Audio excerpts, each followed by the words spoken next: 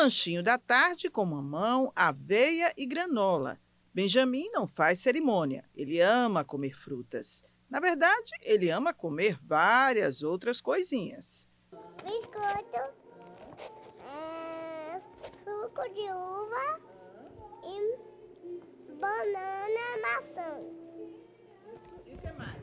Cuscuz, manteiga, maracujá. Tanto apetite para um garotinho de 3 anos chamou a atenção nas redes sociais. Benjamin é filho da blogueira Kívia Pessoa e faz sucesso entre os seguidores. Que delícia!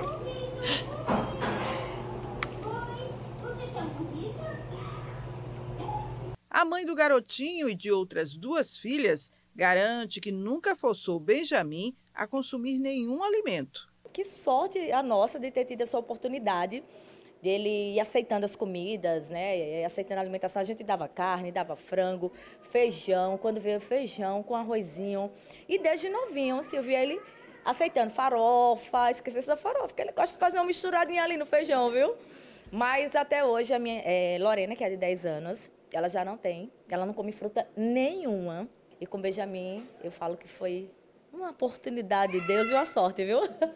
Ah, se toda criança fosse como Benjamin, né? Mas em muitos casos, esse é aquele momento de recusa, de birra, precisa negociação e falta paciência dos pais. O que muitos desconhecem é que essa dificuldade na alimentação, que não é o caso do Benjamin, pode ser o sinal de um transtorno chamado de seletividade alimentar. Um problema que tem chegado com frequência a este consultório especializado em nutrição infantil. A nutricionista ajuda os pais a identificarem quando se trata de recusa ou seletividade alimentar. A recusa alimentar ela é um problema mais característico, mais comum na primeira infância, que geralmente surge ali quando a criança que está ainda na fase da introdução alimentar, naquela fase de descoberta dos alimentos, ela passa a recusar alguns alimentos, né? Porque ela passa a crescer, se desenvolver e ter mais interesse em outras coisas, em explorar o ambiente, e aí a comida, a alimentação, ela vai ficando um pouco menos interessante para ela. Nesses casos em que a gente fala que a recusa alimentar, ela é considerada normal. Quando é que a gente caracteriza como uma seletividade alimentar? A seletividade ela já é um problema, né? Porque aí a criança passa a recusar alimentos de uma forma que o seu repertório alimentar ele fica bem monótono. Então a criança passa a querer sempre os mesmos alimentos, passa a ter dificuldade de experimentar os novos alimentos, passa muitas vezes a ter os movimentos de fuga, não quer participar muitas vezes das refeições. Ela alerta para as consequências da seletividade alimentar que afetam o crescimento saudável das crianças.